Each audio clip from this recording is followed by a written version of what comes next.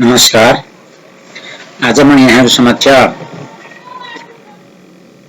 विशेष तत्वचिन्तनको विषयमा केही कुरा गर्न गइरहेको छु। संसारमा धर्म, अर्थ, काम, मोक्ष 4 पुरुषार्थ गर्नुपर्छ भनेर भनिएको छ। अन्त्यमा मानिसले पाउनुपर्ने अन्तिम लक्ष्य भनेको चाहिँ मोक्ष नै हो। यस अगाडि हामीले गर्नुपर्ने कर्महरू के हुन् भन्दाखेरि धर्म, अर्थ, काम। धर्म, अर्थ र काम। अनि अन्त्यमा मोक्ष। अब धर्मको सन्दर्भमा भन्नु पर्दाखेरि हामी मानिस भएर जन्मेपछि हाम्रा पुर्खाहरू पनि हुन्छन्, हाम्रा पिता माताहरू पनि छन्, हाम्रा हजुरबा हजुरआमा पनि थिए, हाम्रा कुप्राबा कुप्री आमा पनि थिए र उनीहरू सँगसँगै अरू नाता गोताहरू पनि छन्। अब तिनीहरू कतिपय मान्छे मरेर गइसकेका छन्।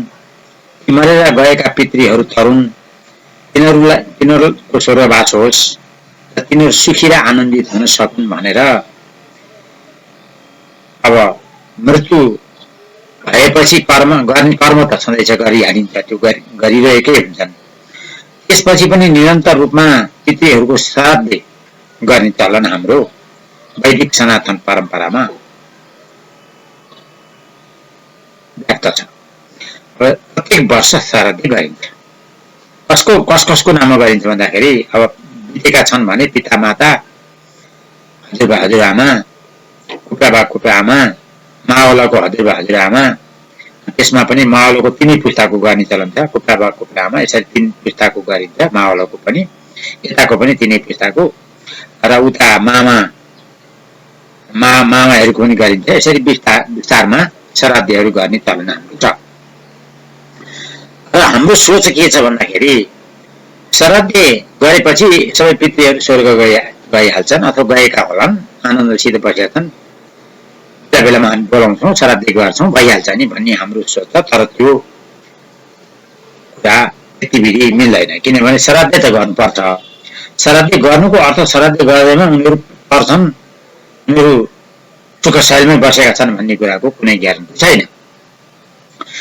त्यस कारणले पितृले श्राद्ध गर्दैमा मात्रै तर्दैनन् भन्ने कुराको प्रमाण यो मेरो आफ्नो विचार होइन, शास्त्रोक्त विचारबाट पनि हामीले यसलाई विचार गर्नुपर्दछ। श्रीमद् भागवत यसमा पितृहरू नतरेका पितृ कसरी तार्ने त भन्ने कुरालाई लिएर श्रीमद् भागवत महापुराणमा सुरुमै एउटा कथा छ। त्यो कथा के भने धुन्नकारी र गोकर्णको कथा आउँछ। गोकर्ण पुण्यवान थिए। धुन्नकारी बदमाश भएको हुनाले तिनको मृत्यु पनि दुर्घटनाबाट भयो अथवा कसैले मारिदियो। जसले गर्दा ती पिशाच भएर संसारमा दुखित भएर विचरण गरिरहेका थिए। गोकर्ण सधैँ नित्य ध्यान गर्ने, पूजा पाठ गर्ने, होइन, भगवानको आराधना गर्ने गर्थे।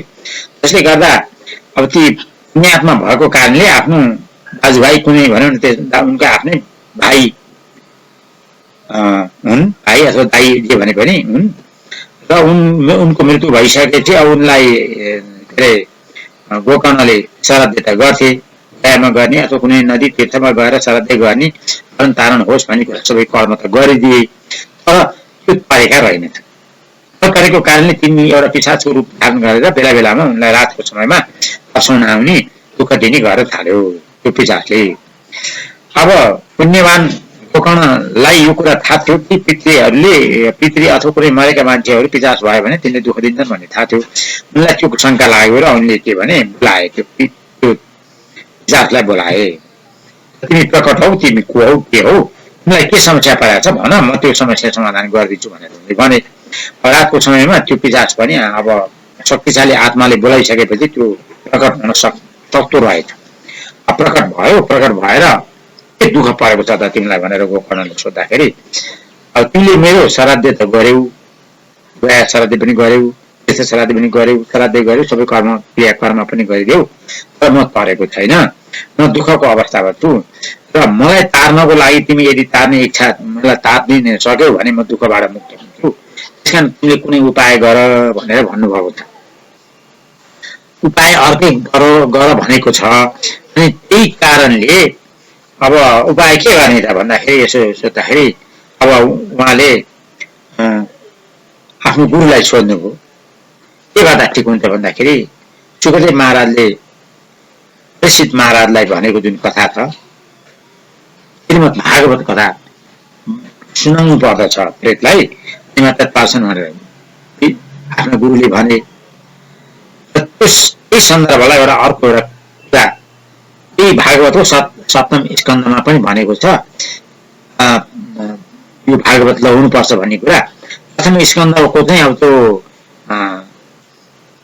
गोकर्ण र धुन्धकारीको वार्तामा चाहिँ के भनेको छ भने धुन्धकारी पिशाचले के भन्नु गोकर्णलाई भने गया श्रद्धा सते नापि मुक्तिर्मे न भविष्यति उपायम परम काञ्चितो विचारय साम्प्रतम। अहिले मैले भनेको कुरा त्यही त्यसरी के संस्कृत भाषामा उनले भनेको छ उपाय अर्कै गर है भनेको हुनाले अब उनले उपाय सोचे। अब उपाय के रहेछ त भनेर भन्ने कुरा चाहिँ प्रहलादले भगवान नरसिंहले प्रहलादलाई बताएको कुरा यहाँ सप्तम स्कन्धमा पनि भनेको छ। त्रिसप्तभी पिता पुत पितृभि सते नघ यत साधो अस्य गृहे जातो भवान्य कुल पावन। सप्ताह लगायो अथवा 3 दिनको अथवा 7 दिनको सप्ताह लगायो भने पनि कुल पावन हुन्छ पवित्र हुन्छ भनेर भागवतमा भने। भागवतमा भगवान नरसिंहले प्रहलादलाई भनेको छ। त्यसकारणले के छ भने कुललाई पवित्र गर्नको लागि भगवानको कथा नै भन्नु पर्दछ, भगवानको कथा सुनाइदिनु पर्दछ।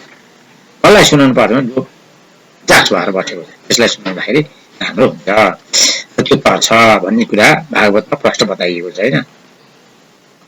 अर्को कुरा कुनै अब हाम्रो कुललाई नै कतिपय हाम्रा पितृहरू त्यसै परेका हुन्छन्, त्यस्ता कुलहरू पर्नको लागि चाहिँ भगवानलाई नै प्राप्त गर्नुपर्दछ।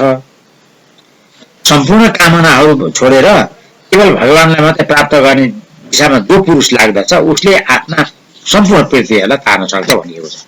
जस्तै के भनेको छ भने भागवतको प्रथम स्कन्धमा के भनेको छ भने अकाम सर्वकामो वा मोक्ष काम उदारधि, अकाम सर्वकामो वा मोक्ष काम उदारधि दिव्येन भक्ति योगेन यजेत पुरुषम परम। जो इच्छा रहित भएर सबै कामनाको छोडेर इच्छा रहित भएर मात्र मुक्तिको मात्र इच्छा गर्ने अथवा त्यसमा दृढ भएर मानिसले जुन तीव्र भक्तिबाट भगवानलाई जुन भगवतलाई प्राप्त गर्दछ अथवा भगवानलाई प्राप्त गरेर सर्वोच्च स्थितिलाई जान्दछ अब उसका सारा पितृहरू तार्दछन् भनेर भनिएको छ। एउटै पुरुषले पनि तार्न सक्ने रहेछ किनकि उसले त्यो भगवत ज्ञानलाई पायो, त्यो दर्शन पनि भयो, भगवानको पनि दर्शन भयो भने ऊ सम्पूर्ण तर्दछ। यदि त्यस्ता पुरुष हाम्रा कुलमा छैनन् भने पनि हामीले भागवत लगाएर भए पनि कोही आत्मा लिखित भएका छन् भने तिनलाई तार्न सकिन्छ। त्यो चाहिँ माध्यम भनेको श्रीमद् भागवत महापुराण नै हो। महापुराण लगाएपछि त्यो पनि सधैँ पण्डितको मुखारबिन्दबाट सुनाउनु पर्दछ। त्यसमा सम्पूर्ण आफ्ना के अरे जति हुनुहुन्छ परिवारहरू बसेर सुन्नु पर्दछ, सबैले सुन्नु पर्दछ। एकजना मुख्य मूल श्रोता हुनुपर्छ र बाँकी अरू सबै सहायक श्रोता भएर भागवत 7 दिनसम्म एकदम सज्जन ब्राह्मण पण्डित त्यो तत्त्वलाई जान्दछन्, त्यो ज्ञानलाई बुझेका छन्, जो भागवत तत्त्वलाई बुझेका छन्, राम्रोसँग बुझाउन सक्छन्, त्यस्ता पण्डितबाट भागवत सुन्न सक्यो भने नतरेका पितृहरू थर्दछन् यसरी बताइएको छ। र हामीले जति हामी श्राद्ध गर्दछौँ, श्राद्ध गरेको भनेको पालेर राख्ने मात्रै हो, पालेका हुँदैन, पाल्ने मात्रै हो। त्यस समयलाई सन्तुष्ट बनाउने मात्रै हो, सन्तुष्ट भएर मात्र हुँदैन, गर्नु पर्दछ, नतरिकन मोक्ष हुँदैन। त्यस कारणले भागवत लगाउने चलन भएको हो। तर अब भागवतमा अब हामीले अहिले त के छ भने पैसा उठाउने, विकासको कामहरू गर्ने, स्कुल खोल्ने, यस्ता विभिन्न कामहरू पनि गरिन्छ। त्यो उद्देश्य होइन। भागवत भनेको के हो भने पितृ तार्ने नै उद्देश्य हो। हामीले लोभ लालसा गरेर कुनै धर्म गर्यौँ भनेदेखि त्यसबाट पितृ तार्दैनन्। लालसा कामना राख्यो भनेदेखि त्यो तरण तारण हुँदैन। निष्काम भावले गर्नु पर्दछ। निष्काम भावले गर्यो भने मात्रै पितृ तार्दछन्। अब कामनाको रूपले गर्ने कुरा चाहिँ त्यसमा अब पितृ तरणको कुरा होइन। त्यो हामीलाई सुख होस्, सम्पत्ति प्राप्त होस्, हाम्रा सन्तति सुखी हुन्, धन प्राप्त होस्, होइन, घर प्राप्त होस्, होइन, सुख सुविधाका साधनहरू प्राप्त हुन् भनेर गर्ने जुन भागवत छ त्यो चाहिँ अलग किसिमको भागवत हो। अब त्यसमा चाहिँ सकाम भक्ति भन्छ त्यसलाई। त्यसमा निष्काम हुँदैन, मुक्ति हुँदैन, केवल संसारी सुखहरू मिल्दछ। धन्यवाद। जय गुरुदेव।